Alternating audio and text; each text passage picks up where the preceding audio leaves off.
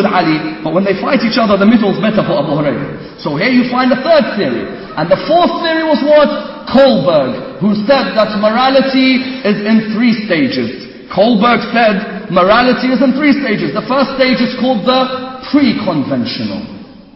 And that is when we are babies, and we grow into children, and that all we do is we listen to what is being told to us. We do not know what's right and wrong. Then he said you go to the conventional, where you come forward and differentiate between what is right and wrong. And then you go to the post-conventional, at a later age of adolescence, which is when you begin to make decisions for your own within a society. The difference we have with Kohlberg's theory is that not everyone goes through this stage. Not everyone from a young age has to go through, number 1, listening, number 2, following, number 3, making his own decisions. On the contrary, we find throughout history that certain people came out as special figures, not following convention. Rather, from a young age, their morals were exemplary. From a young age, people were following them. And I'll give you a small example. The young boy Tabatabai, who came to recite Quran 10 years ago, a 4 or 5-year-old, who had memorized the Quran in full. You find that this is a person who doesn't go through that particular stage of morality. From a young age, this person's teaching about the Al-Muhammad's morality.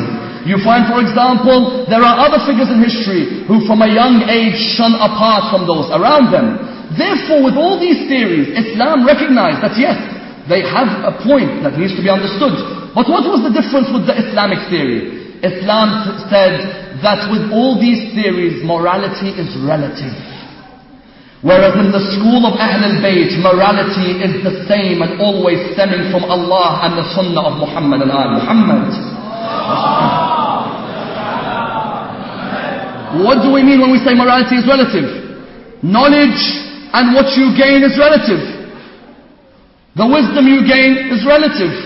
The wealth and the way you use it is relative. What upbringing you're given from a young age, from which syllabus, from which people, is relative. You may come and take a syllabus in upbringing from someone who wasn't chosen by God. Whereas in the school of Ahl al-Bayt we say morality is not relative. Morality is built from an ethos of the Quran and the teachings of the Holy Prophet. That's why when Islam came and brought about its moral structure, it brought about its moral structure through saying what? Islam came forward and said that a person achieves morality through purification of the soul. When Islam came and wanted to instill akhlaq, the main subject it brought was that success in life is through purifying one's soul. Notice how when Rasulullah comes and the Quran says, هو الذي بعث في الأميين رسولا منهم يتلو عليهم آياته ويزكيهم. The role of Rasulullah was to come and purify the soul of the Arabians. Why? Amir al-Mu'mineen himself comes forward and states, من عرف نفسه فقد عرف ربه. The one who understands his soul will understand Allah subhanahu wa ta'ala. Therefore you notice Islam for Salat al-Eid, what are the 2 surahs always recommended to be recited? Surah al-Layl and Surah al-Shams. For what reason? For the reason that at Salat al-Eid, at the end of Ramadan, we are meant to have purified our souls and reached the highest level of akhlaq. Within these 2 surahs, Allah mentions the idea of purification of the soul and success. In Surah Al-Layl, Allah says, قَدْ أَفْلَحَ مَنْ تَزَكَّى. In Surah Al-Shams, Allah says, وَنَفْسٍ وَمَا سَوَّاهَا فَأَلْهَمَهَا فُجُورَهَا وَتَقْوَاهَا قَدْ أَفْلَحَ مَنْ زَكَّاهَا وَقَدْ خَابَ مَنْ دَسَّاهَا. Success in the soul, Allah says, by the soul, and the one who purified it, He gave it the right way and He showed it the wrong way. Success is in the one who purifies his soul, failure is in the one who leaves his soul hanging. That's why when you continue and you look at it, you find that on numerous occasions people come forward and say to you, purifying your soul will bring akhlaq. Purifying your soul will bring akhlaq. Okay, what do I need to purify? You tell me, purify my soul. You explain to me that akhlaq comes through what? Through purification of the soul. What are the faculties of the soul? that I need to purify in order that akhlaq is built. Please understand this key area, brothers and sisters.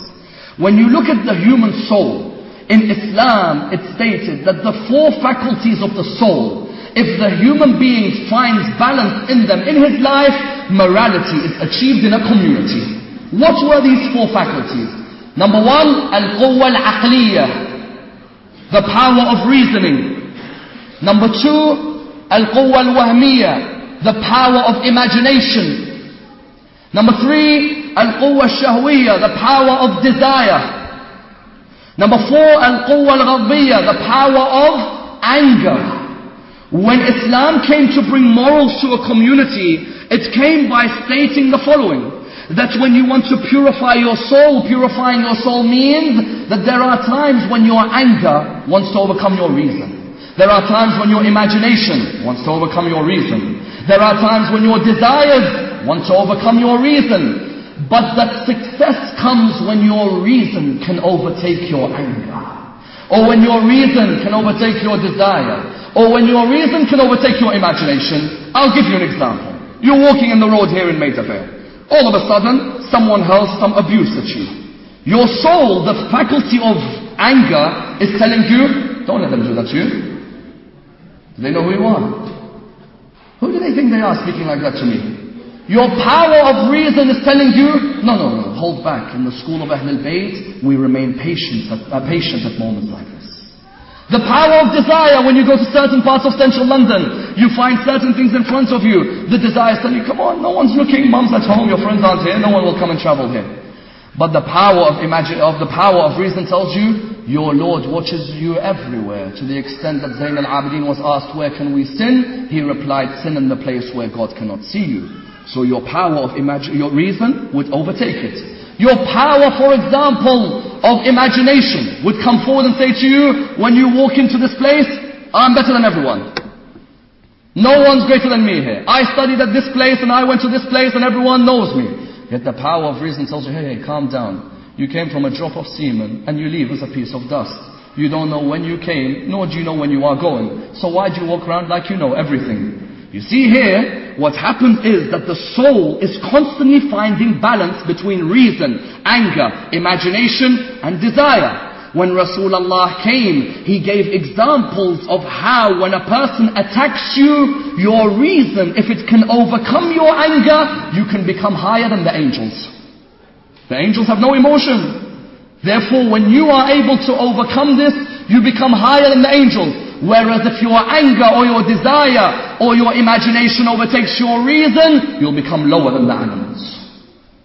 And that's why in the life of Rasulullah, as a prelude towards Amir al-Mu'mineen, Rasulullah on numerous occasions, when he was faced with a moment where you would think he would buckle under pressure, you saw how his reason would overcome his anger.